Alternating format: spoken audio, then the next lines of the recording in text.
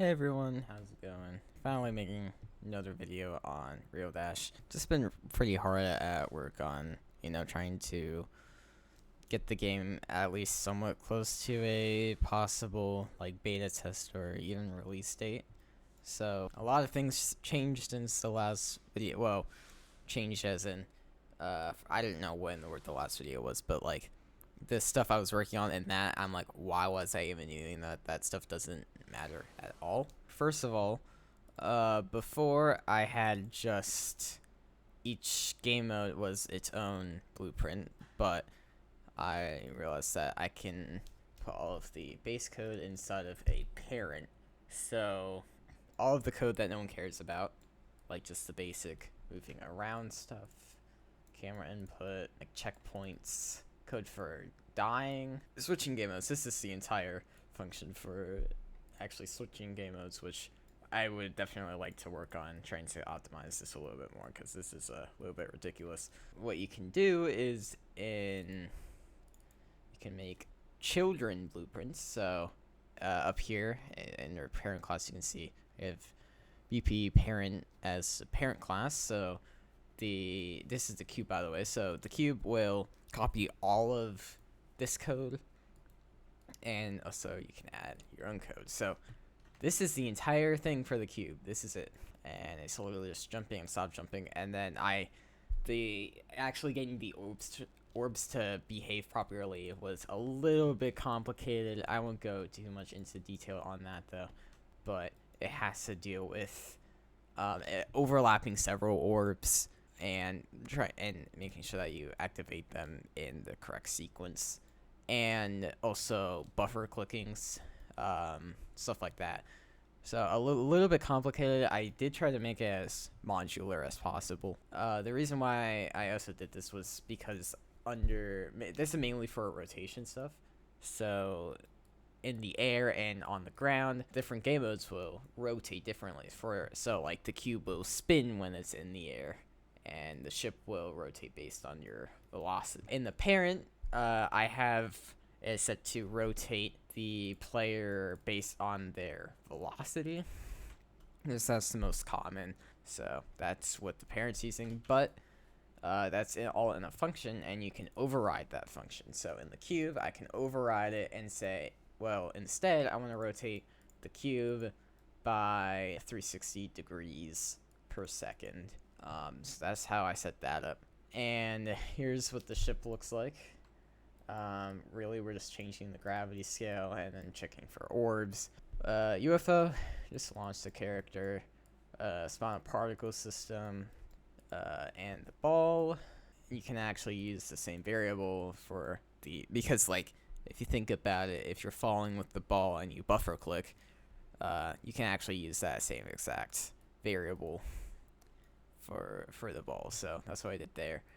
And the wave, oh my goodness gracious, getting the wave to work properly has been such a challenge, mainly in the levels with paths that you follow. I know I'll get to that, but before, and this works fine when you're in a platformer level, like this one, where you can just move around wherever you want, and you can just simply launch the player when they click, and as long as your gravity is 0, you'll just keep on moving in a straight line. So that worked fine. No, I'll actually get to this when I go over movement in the path levels. I actually went ahead and calculated all of the physics for all of the game modes to be perfectly exact to the normal game. And the way I did that was by using, math. So I'm going to make an actual video to explain all of this, but I just went ahead and used some, math to actually calculate what the exact physics are. So again, I'm gonna make it an actual longer, in-depth video of this. That's gonna be an actual video and not just be talking about stuff into screen recorder. So all of the physics in the game are exact with Geometry Dash. The one exception of terminal velocity. There's not a setting that you can change just to change the terminal velocity. I mean, I know how I would do it, anyway, and I did already calculate the terminal velocity of each game mode. That's all of the player code. That's kind of how I did everything. I wanted to show this off in a video, but I definitely did a lot of optimization. I think I already updated it, but I'll put a screenshot because this checkpoint object right here, which is for this is like kind of your spawn point in platformer levels. Just by changing the material, and I mean I did a little bit with optimizing this code, and I mean there's not much there to begin with, but I got it way down, 753 kilobytes. This level is a template in a level, as you know. You got music playing and you got things moving around, and in Geometry Dash you use, triggers. So each level will have obviously the player, a sequencer, which is where all of your animation and music, all of that data is going to be. And then also the path object, which I'll get to in just a minute. So in the sequencer, you can really animate everything. So you'll start off with just the audio. So I put this audio in here, and then you can add like sound effects, all that stuff to your audio folder. You also got the camera, which I don't actually like how this is set up in the template level, so I'll show off the camera when I actually show off the first level I'm working on. You also have particles. So with particles, as you can see, there's a little lifetime track, right here. And I have this particle thing set up right here, so right when I start going into the lifetime track, you can see that particles will start spawning. And then after the lifetime track, they instantly disappear. Materials, which I don't have any materials set up in this template level, so I can also show that in the next level. And just to show off how easy it is to animate something, let's just animate a little cube here. So let's say at this point I want to move the location. So for the cube, I'll put a keyframe for the transform, and then I can move it over, put another keyframe, move it up, and then as you can see now, when I play the level, the cube moves. And that's just, I just set it up so I'm using a player's camera. Really, you would activate this, and then this is, you have an animated camera that you can animate around. So how the path works is, right now I just have it in a straight line, but I mean, you can move this around however you want, so now the cube will follow this sort of path. And this is I believe that this is pretty much the same exact way that RealDash did this. So as you can see, the player moves like that. So next thing I guess I'll talk about with the path object are the speed changers. So the way I decided to do speed changers was just by creating a list of speed changers and where they are and what they will set the speed to. So for example, you'll always have one at the beginning of a level, and you can go ahead and add one. So you can choose if it uses either the location, which is where you just move this thing around, the distance, where you plug in a distance. So maybe if I want this to be at the 500 meter mark, you can go ahead and type that there. Well, really 500 meters would be 5,000, and it would be over there. Or this is surprisingly useful, but you can put in the time. So for the level that I'll show in a minute, I actually found it really easy to just put in the time where I knew that the song, changed, feel. So, and then you can just put in the time, and then you will put all your speed changers in just how you want them. So that's kind of the first thing with the path. These first two things are just kind of making sure that you have a speed changer at the beginning of the level, so that way you actually know how fast you're going. This is all of the code for if you put in like the location, it will update the distance and the time as well. and then this one is for if you put in the distance, and this one is for if you put in the time, because they all kind of have all of the other speed changers to calculate where the next speed changer will be. So it's a little bit complicated, but I mean, it works pretty well. This is just putting in these red cylinders wherever the speed changers are.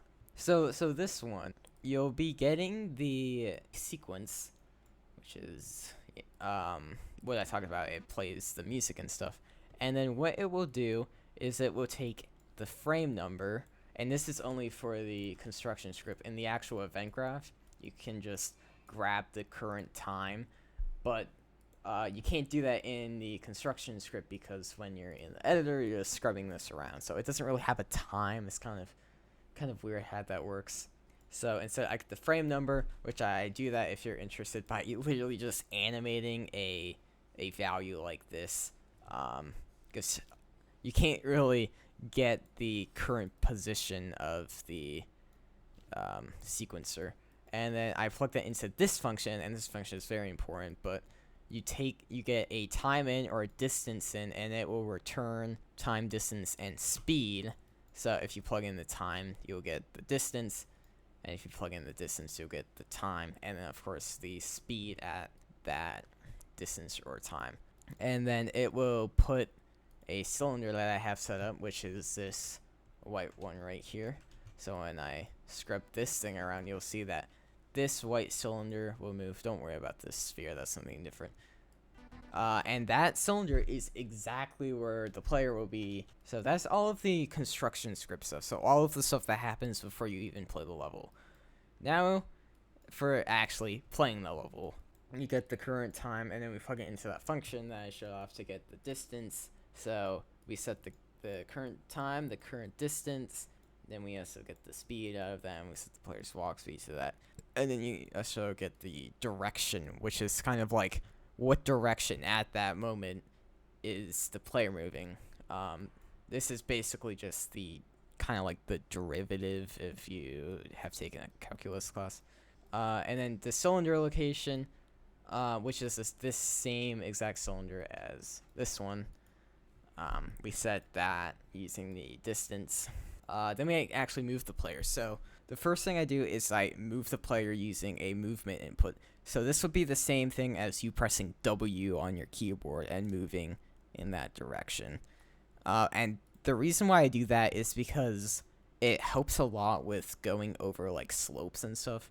You know, you have to be able to go over terrain and not perfectly flat ground. And like in Geometry Dash, the normal game, you really only have flat ground, a 30-degree angle slope, a 45-degree angle slope, and a 60-degree angle slope.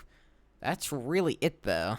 In 3-Dash, I don't even think that Deluge Drop, sorry if I pronounce that name wrong, I don't even think that he tried to code like slope stuff in, but this kind of solves that. This one, what it will do is it will actually teleport the player onto that cylinder, and that's because this function, it's not gonna be perfect. Like, you might move a certain distance in one frame and then move a completely different distance in another frame, even though you should be moving the same distance. So this will actually set your location to where the cylinder is, and I'm literally just using both of these to A, stick with the music, and B, still be able to go over terrain. Like, you can go over terrain with just this function, but it doesn't work as well, and if you're not actually moving. I can actually get to the level that I'm working on. I know we're in the sneak peek, it's not that good though. So, particles, so this is a blizzard level, so I do have a blizzard particle system. And then the material collection, so each level will also have a material collection, or a material parameter collection, sorry, where you basically just put in your vector and scalar. So your vectors are your colors mainly, and your scalars are just single numbers. And then you can animate those values in the sequencer. So at the beginning, I wanted to change the color of these icicle things a bunch of times, so you can animate that in the sequencer. kind of like a color trigger in RealDash. So for the music for this level, I went ahead and wrote this myself because the person who I was planning on using his music, I don't know, he disappeared from the internet.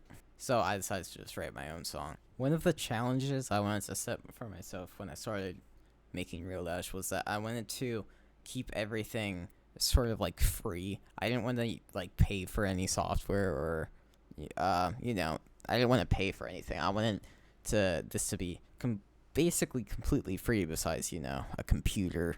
The program I decided to write the music in is called MuseScore, which is, it's not like FL Studio, which a lot of you have probably seen before because it's actual notation, notes that you read. And also, I'm already pretty experienced with MuseScore, so yeah, I just wrote the whole song in MuseScore. This is what it looks like. There you go. And yeah, just kind of going along with what I sort of said there. So far, every single thing I've done with RealDash, I've done for free. Unreal Engine is free.